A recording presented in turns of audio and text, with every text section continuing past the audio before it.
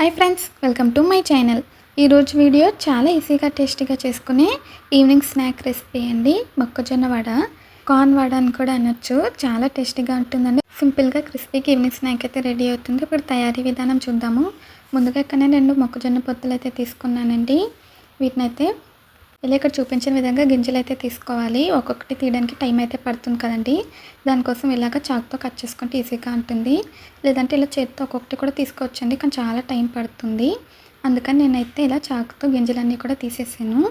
ఇలా మొత్తం కూడా తీసేసాక మీకైతే చూపిస్తానండి. ఇలా గింజలన్నీ కూడా తీసుకోవాలి. ఇందులో ఎక్కువ ఫైబర్ ఉంటుంది కదండి, హెల్త్కి కూడా మంచిది. ఇప్పుడు మిక్సీ జార్ తీసుకొని ఒక 2 పచ్చిమిర్చి వేసానండి. తర్వాత మొక్కజొన్న గింజలన్నీ కూడా వేసేసాను.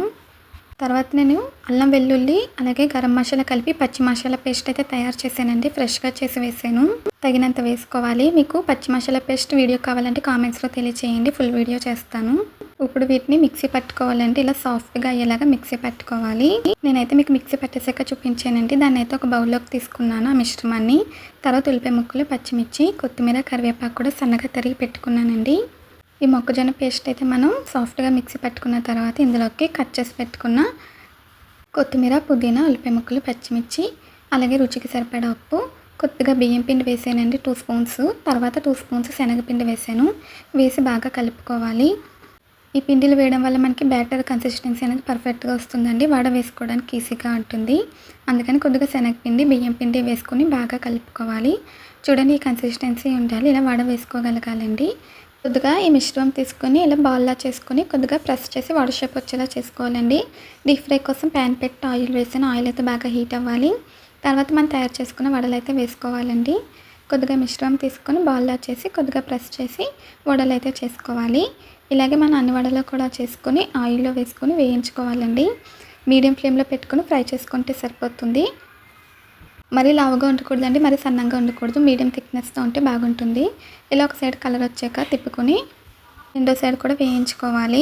2 సైడ్స్ కూడా మంచిగా కలర్ వచ్చేంత వరకు కూడా ఫ్రై చేసుకోవాలండి. మంచిగా గోల్డెన్ బ్రౌన్ కలర్ వచ్చేంత వరకు 2 సైడ్స్ కూడా తిప్పుకుంటూ అన్ని సైడ్స్ ఫ్రై చేసుకోవాలి. ఫస్ట్ కలర్ వచ్చేస్తుందండి. వాటిని ముందుగానే తిప్పుకుంటూ వేయించుకోవాలి. చాలా ఈజీ అండి. మొక్కజొన్న ఇంట్లో ఉంటే ఇలా వడలు వేసుకుంటే ఈవినింగ్ టైం స్నాక్గా సూపర్గా ఉంటుంది. చల్లగా వర్షాలు పడ్డప్పుడు కూడా వేసుకోవచ్చండి. వేడివేడిగా తినాలనిపిస్తుంది కదా. ఇది వేడివేడిగా సర్వ్ చేసుకుంటే చాలా బాగుంటుందండి. చూడండి, ఈ కలర్ వస్తే సరిపోతుంది. ఇప్పుడు మనకి ఫ్రై అయిపోయినాయి కదా. వీటిని అయితే టిష్యూ ప్లేట్లోకి అయితే తీసుకుందాము. ఇలాగే మనం రెండో వాయి కూడా వేసుకోవాలండి. ఇంట్లో ఎప్పుడైనా మొక్కజొన్న ఉంటే ఈ రెసిపీ అయితే ట్రై చేయండి, చాలా బాగుంటుంది. ఇప్పుడైతే నేను రెండో వాయి కూడా వేసానండి. ముందు చూపించిన విధంగానే వడలు అయితే వేసుకొని ఆయిల్లో మంచిగా గోల్డెన్ బ్రౌన్ కలర్ వచ్చేంత వరకు అన్ని సైడ్స్కి తిప్పుకుంటూ ఫ్రై చేయాలి. నేనైతే మీకు ఫ్రై అయిపోయాక చూపిస్తానండి.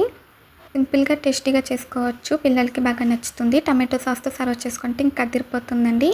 అన్నీ కూడా నేను టిష్యూ ప్లేట్లోకి అయితే తీసుకున్నాను. అంతేనండి. ఈ మొక్కజొన్న వడలు అయితే మీకు నచ్చాయా? నచ్చితే ప్లీజ్ లైక్ చేయండి, షేర్ చేయండి, సబ్స్క్రైబ్ చేయండి, అలాగే కామెంట్ చేయండి. ఈ రెసిపీ మీరు ట్రై చేస్తే ఎలా వచ్చిందో కూడా కామెంట్స్లో అయితే తెలియచేయండి. మళ్ళీ కొత్త వీడియోతో కొత్త రెసిపీతో కలుద్దాం. Bye friends.